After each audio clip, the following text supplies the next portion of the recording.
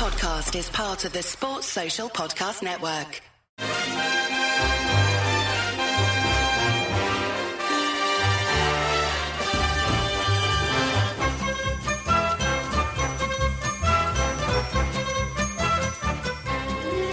Hello everyone and welcome to How Are the Podcast. It's Gav and you. Join us for another news roundup as we head into the weekend. The final league game of the season is upon us, or the final proper league game of the season is upon us in inverted commas as we play QPR. If you haven't already heard it, there is a preview pod out on the feeds. Chris interviewed a cracking fella called Clive who writes for the Loft for Words website, but there's also a bunch of other stuff for you to catch up on if you've missed out on anything we've done this week. Anyways, first and foremost, I'm going to bring in my mate on the other side of the mic.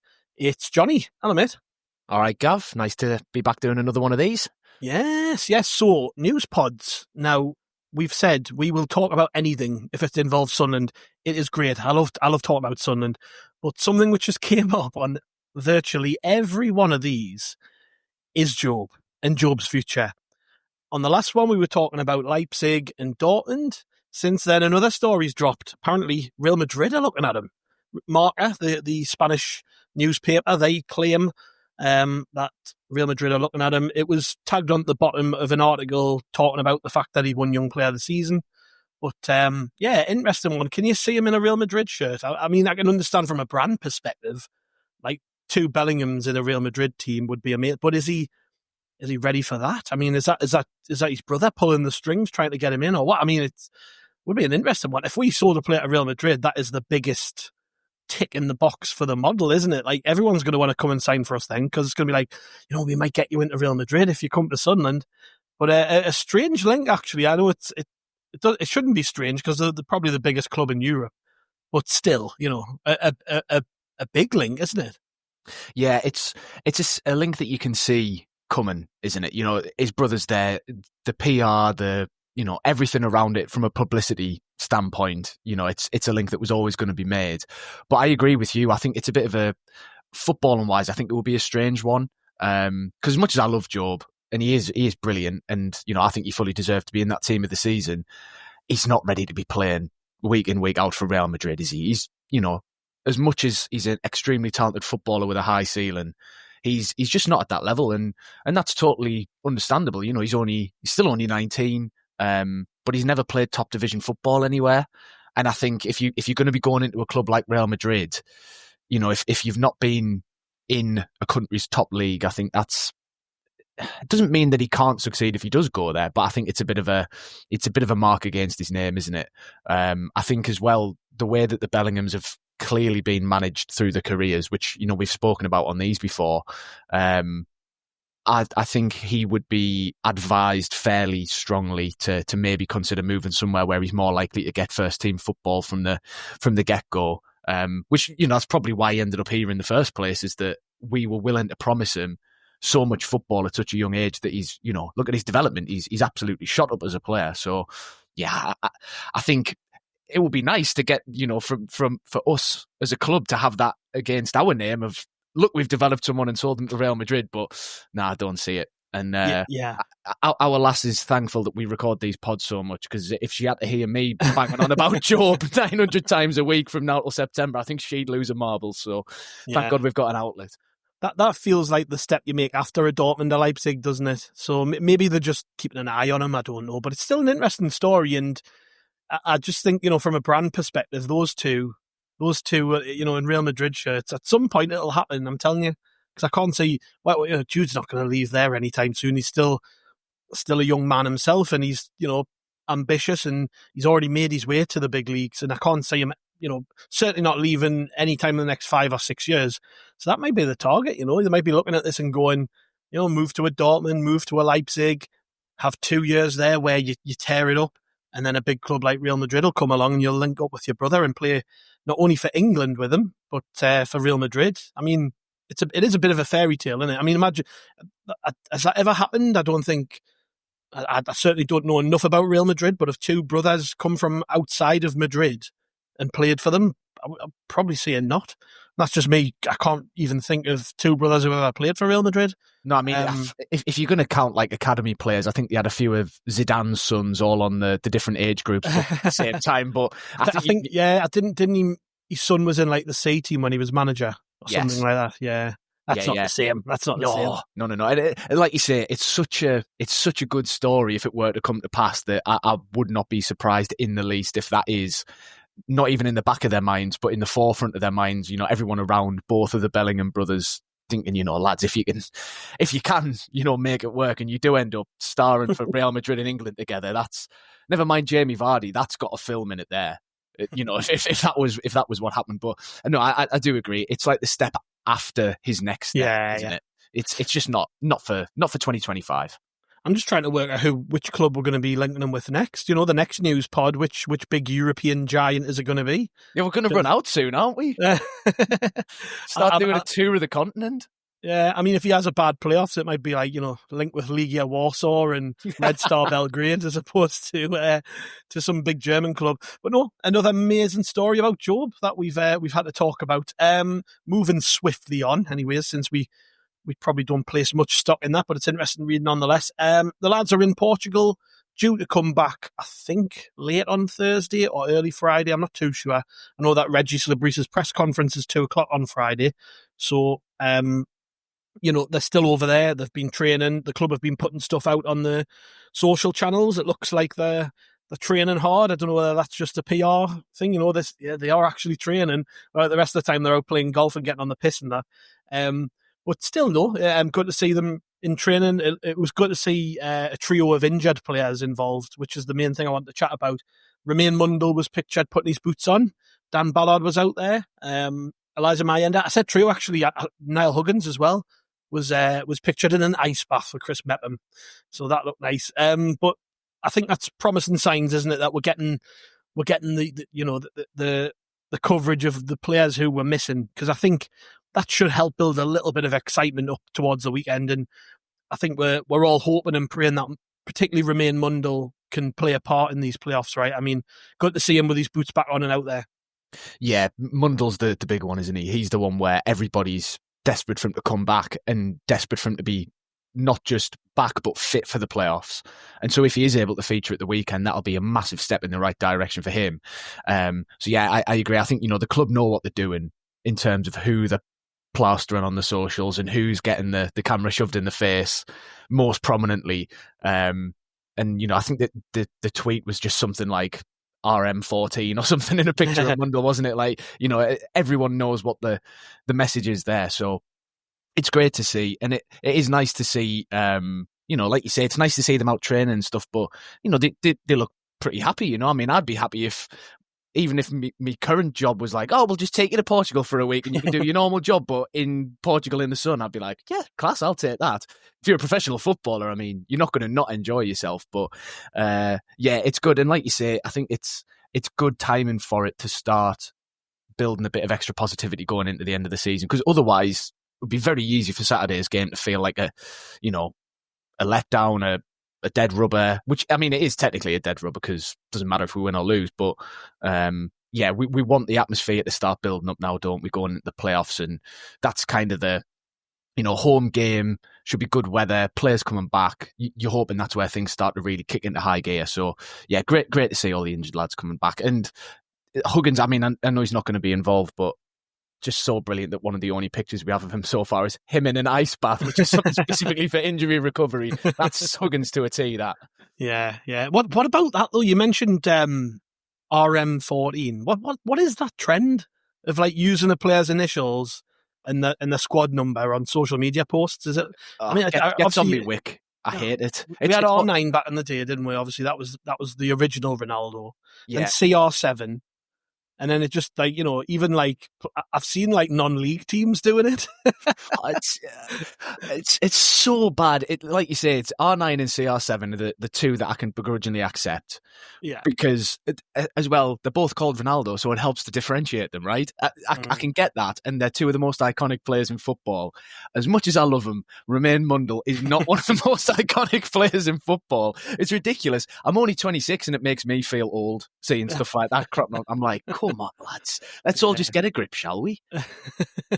There we go. There's the first moan of the pod. If anyone thinks we're completely happy about everything, there's the first moan of the pod. Enzo Le Fee has been talking while out there. And again, you talk about strategically placed, who speaks, who they say on the socials. Everybody loves Enzo Le Fee. So not entirely surprising to see that they've done a little interview with him. But he's talked about the trip out in Portugal. And it says, reflecting on the camp, Enzo said, our trip to Portugal was important for us. It gave us time to reflect, reset and learn. Recent results haven't been good enough and we know that. Every player knows their responsibility, but now is the time for us to stand together. Players, staff, supporters, everyone. Important line there. Something we've been saying quite a lot this week. We can't lose sight of the opportunities still in front of us. Massive games are coming quickly and momentum can shift fast.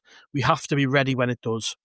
I mean, inarguable fact, a lot of that. But, you know, a big player saying that we need to get on board. We're all refocused.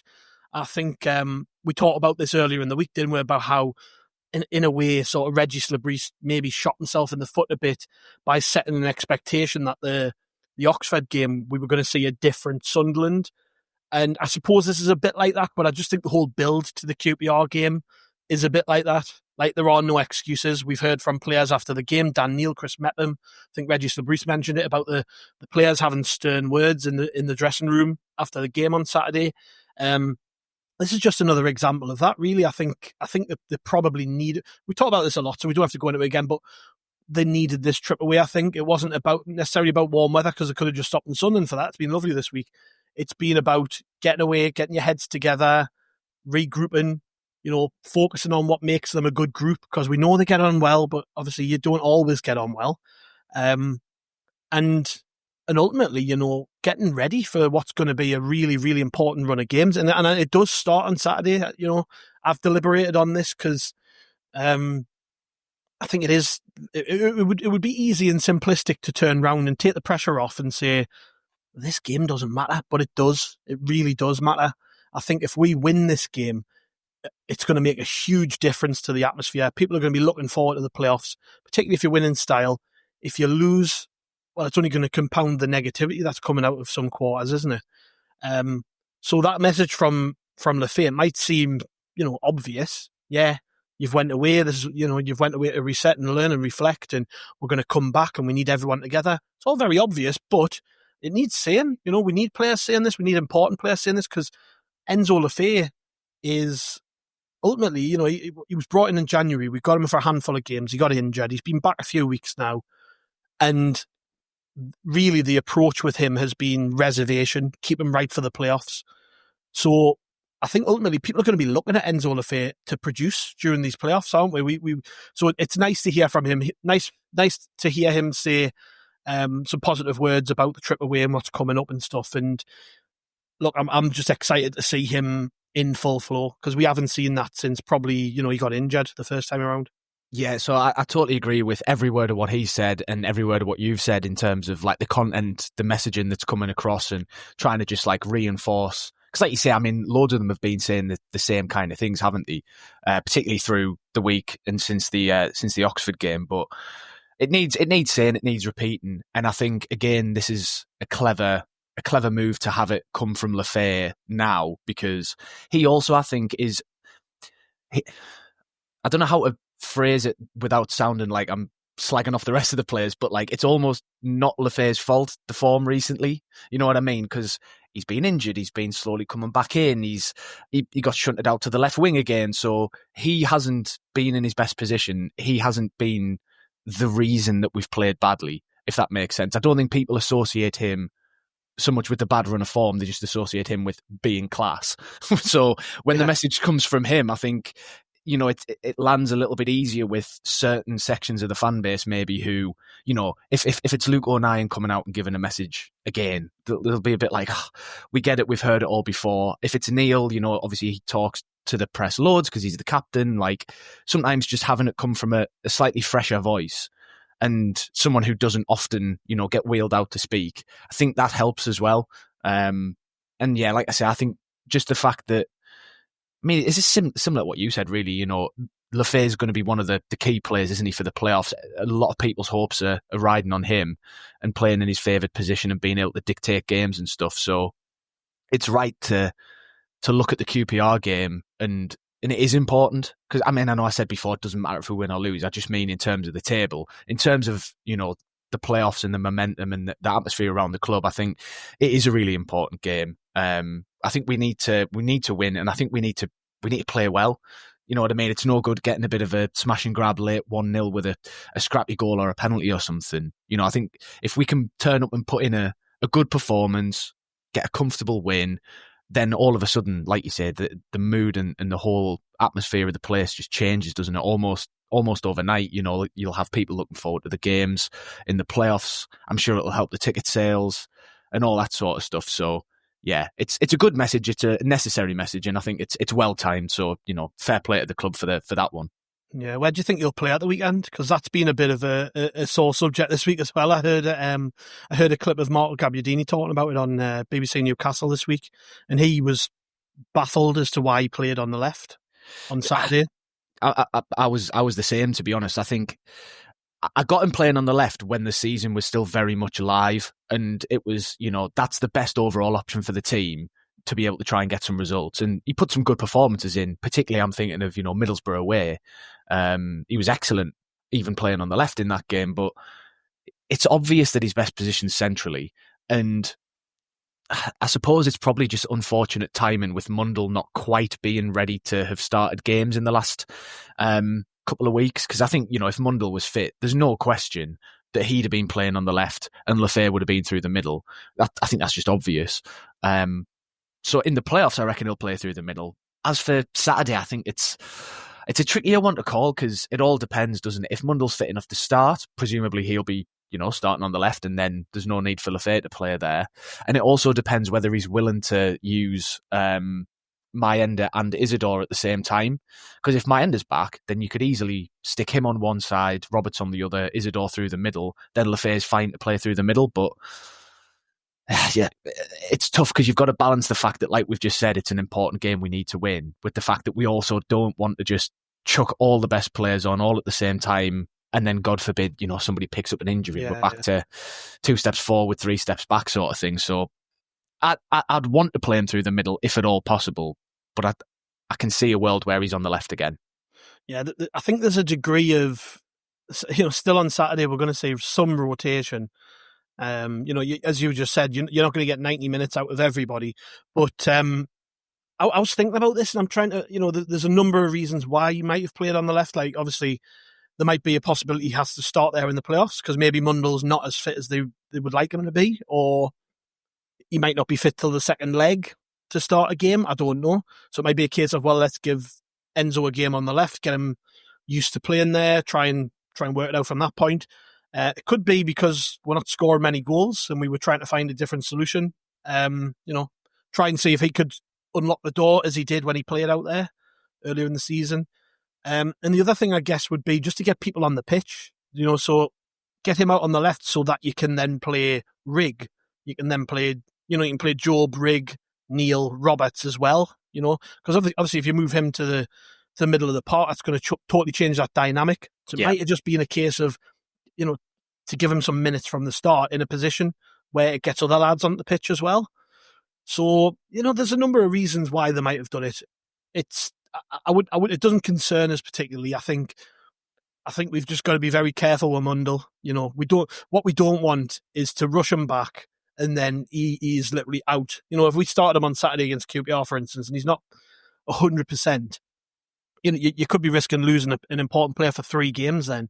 So, yeah, there's elements to it, but still happy to hear from Le Fee, and yeah, you know, let's hope he comes back and we see more of the Le Fee we saw earlier in the season, because he's not the only one, but they've all obviously noticeably stepped off in recent weeks, and we know he's capable of a lot more than what we've seen in the last few weeks. He's shown flashes of it, but we haven't seen him in full flow. And really, he's, you know, like a lot of players, he's playing for his future, because if he gets Sunderland promoted, he's going to be a Premier League player next season with us. So I'm sure it's all easily explained. And it's hard to tell as a layman sometimes, isn't it? But there we go. Next then, playoffs. We might as well quickly talk about this. Tickets on sale for the second leg. I've got mine. Don't know if are you coming up for that one, Johnny? Will it be midweek or not? I will be, but I just need to wait until the not just for season ticket holders before I get them. You know, I'm just waiting at the window, looking in at everyone with all the tickets, having fun. I'm like, let me in. But like me dad and my sister's partner, they've both got their tickets already, so I will be there. We'll be joining them. We've got around 32,000 season ticket holders, I think, and it was a bit of a strange one. This, and we're gonna try and dive into the psychology on why the club would announce at lunchtime on Wednesday that we'd only sold 11,474 tickets, because there's two ways you can look at this. It's just to chat, they just want to hype it up and they think it's good, which it isn't. That's pretty shit, to be fair. Or it's to kind of shame people into like, oh yeah, get on board type of thing. I'm interested in it. Why you would do that?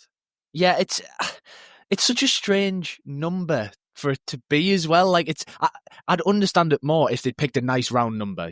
We've sold. Remember when in League One when we were trying to sell out that.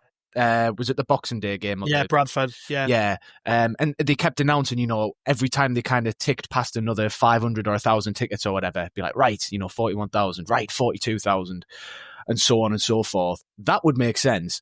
But for it to be such a random number in the middle of a random weekday when the tickets have not long been on sale, and that you're like, it just baffled us. And I didn't expect it to kind of rile people up as much as it did. Like it felt inconsequential when I first read it, but when you do think about it, like you say, it is a bit weird. Like it's not really something to celebrate. So the only thing that would make sense from a practical point of view would be that it's a little bit of a kick up the backside to people. Yeah. Like you say, how are lads? Come on, the tickets are there. There's 30,000 of yous. It's a playoff semi-final. Get them bought. Yeah. But maybe I'm being charitable, but if people are having to wait till, say, the last day of the month before they get paid or whatever, before they start buying them, but I don't want to get into a boring analysis of like why people have or haven't bought the tickets, but yeah, it felt strange. I tell you what might be a big reason, because I'm practically everybody I know is affected by this, but just navigating that shit website is just a nightmare. I can't wait till they get rid of it. I mean, so the announcement went out, I went on to buy my ticket, and it just wasn't there. There was no option to buy it. And then one of my mates had realised if you went under reserved tickets and then selected it from there, you could. So I was like, all right, fair enough. And then I bought it, went through pretty straightforward. Took us a matter of minutes. But the amount of tweets we've had from people who just still today cannot find the ticket, cannot buy them. They've tried to put payment information in. They've some weird errors thrown up. Like just a multitude of problems with this website. I mean, it isn't fit for purpose at the best of times, but when it seems to be whenever there's a big occasion, a Wembley or something like that, there's always issues. To even put the post out at .on whenever it was 10 o'clock in the morning or whatever, and then so like people like me logged straight on to get that ticket, and it just wasn't there. That's shit, isn't it? But this will be whinge number 2 of the pod is all these things, right? The ticketing, and then there's other stuff that I've whinged about privately before as well, like the catering in the stadium and all that kind of stuff, right? It's easy to kind of write it all off in the background as like, these are just non-football and things, like it doesn't really matter. You want them to be good, but it's not the end of the world. But we were just talking about the build up to this game, right? And trying to get people positive and build some momentum going into playoffs. However many hundreds or possibly thousands of people have not been able to buy the tickets so far because of these stupid issues on the website. That then means that when they do the tweet announcing, we've sold 11,000 tickets, that number might have been 15,000. It might have been, it might have made no difference, right? But like, this does it impacts the fan base and the mood and the atmosphere, because if you've got an extra 3,000 or 4,000 or 5,000 people who've already bought tickets, it just looks better. People feel more positive, makes the game feel a bit more exciting, like, wow, bloody hell, like everyone's snapping up tickets quickly. It's such a minor thing in the grand scheme of things, but sometimes it does spill over and it affects the football and it affects the club in bigger ways. And it just feels like such an own goal to have let it get this bad for so long. And like you say, the movement of the new ticketing platform and it can't come soon enough. But as you say, to know that there's going to be demand as soon as they say the tickets are available and you log straight on and they're not there, it's just like, it's so amateurish. Yeah. It's the same when you're in the ground and you get to the front of the bar queue or whatever, and we've ran out of Bovril or we've ran out of cups of tea or whatever, and it's like, lads, it's not a surprise how many people are going to turn up and they all sit in the same place that they do every week. Like, how can you not be prepared? It really winds us up. It's something about the club that I absolutely despise, and I want them to change it ASAP. So there's your negativity for the day. We can get back to being positive now. I'll not insert a ding there. Number 2. On to the weekend very, very quickly. Oh, well, maybe not quickly because this is quite a big bit of news actually. But the QPR manager, Marty Cifuentes, has been placed on gardening leave. Now, anybody who listened to the preview pod will have heard quite a thorough analysis of what's gone right and wrong with him at QPR, so we're not here to do that. Certainly not experts on it, but Clive is. So, again, another plug for that pod. Make sure you listen to it. But at the time we recorded that with Clive, he wasn't going anywhere. There were rumours that he could be off to West Brom, and that appears to have kicked off all of this because he was linked to the West Brom job. West Brom have since, I think, leaked to the press they're not interested in him. So they may have been in talks with him, but I don't know whether they can, if they took him on and this has all come out, maybe they can get done for tapping up or whatever. I don't know how it works. But either way, he's been placed on gardening leave, and that then means ahead of the weekend's game, different people preparing the team. I think his assistants are in charge. The players don't have a manager anymore. They're looking to the coaches. It's obviously been toxic for a little while there. I mean, what do you think of this? Does this make our job harder or easier on Saturday? Because I listened to Clive talk about it, and he basically said, like, we are so on the beach, it's unbelievable. Like, just get the season over with. We're sick. Got so many injuries. The players just want to be away, all this sort of thing. And that made me quite confident when I heard that. But then when I heard that the manager had been placed on gardening leave, I was a bit, I don't know. I don't know how to feel about it. Like, are they going to be better or worse prepared as a result of that? It's a difficult one.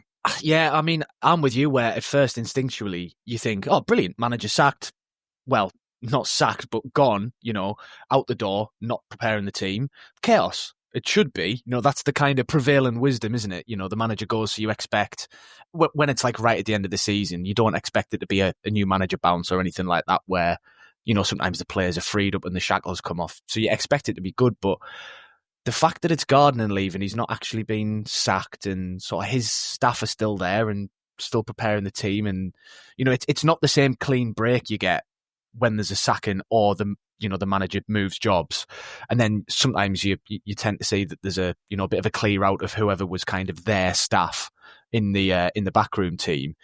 That sometimes I think can benefit the players and stuff because they go like, right, clean break, mental reset, here we go, let's, we're playing for our futures a bit. But that's not the case here. It's the last game of the season. There's nothing for them to play for.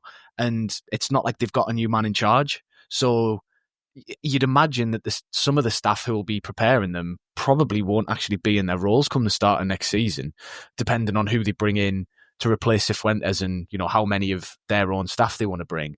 So I think I've got to say I'm probably feeling positive about it, but in a very confused and unsure way. Like, it should suit us because, I mean, if they're on the beach anyway, then you'd hope that plays into our hands. But yeah, it's a strange one. I don't like it, to be honest. I think I'd rather Cifuentes just stayed for the last game and then they do all this afterwards just so I'd know where we stand. Yeah. I don't like not knowing what's going on. I will just take you back to that awful relegation campaign in the Championship when just before the last game of the season, Chris Coleman lost his job. And what did we do on the final day of the season? Yeah, to be fair, we did go out and turn Wolves over, didn't we? 3-0. The champions. Yeah. We finished bottom, they finished top, and we beat them 3-0. Didn't we do the double over them that season? We definitely didn't lose in the other game, but I think we might have actually done the double. I think we might have been we drew 0-0. Did we draw? But we were the only team not to lose a game against Wolves that season. Right, yeah. We still went down. Typical Sunderland, that. Yeah. So, if they've got a Robbie Stockdale on the sideline who's angling for the job, they might batter us. You never know. Hopefully not. Okay, so we've got a reaction pod coming up after the QPR game, so people can listen to that. I think it will be Chris with maybe a couple of others. I'm not sure. I'm out of the scope on that because I'm not around. I'm at a wedding. And then on Sunday, we will be joined by Simeon Gollum from Sky Sports, who will be coming on to talk all about the playoffs with us, which should be fun and interesting because Simeon's day job, he speaks to virtually everyone who's anyone in the Championship. So that should be fun for you lot and for us. So make sure you tune into those. We've got also coming up a brand new feature on Monday, and it'll be the start of every single week. So for the Sunderland history buffs out there, we're bringing you On This Week, which will be literally a podcast looking back at things which have happened in that week in the history of Sunderland. I've heard the first episode. It's an epic because so many amazing things happened between the dates of May the 5th and May the 11th in the history of Sunderland. So that's coming up on Monday. If you're into your Sunderland history, even if it just, it's not something you're into, make sure you're listening because we've got some very well-informed chaps on that one. Some new voices for you from the Rotor Report team. So that'll be dropping on Monday morning. And all the way through next week, we'll have bits and bobs coming, I'm sure, building up to the first leg of the playoffs. So that'll be fun. We aren't going anywhere, basically. We're going to be very, very busy. Cheers, Johnny. That's been great, mate. Thank you. Yeah, thank you. Pleasure as always, Gav. Yes, and thank you to the listeners. If you've listened this far, well done. We will catch you on the next one and see you later.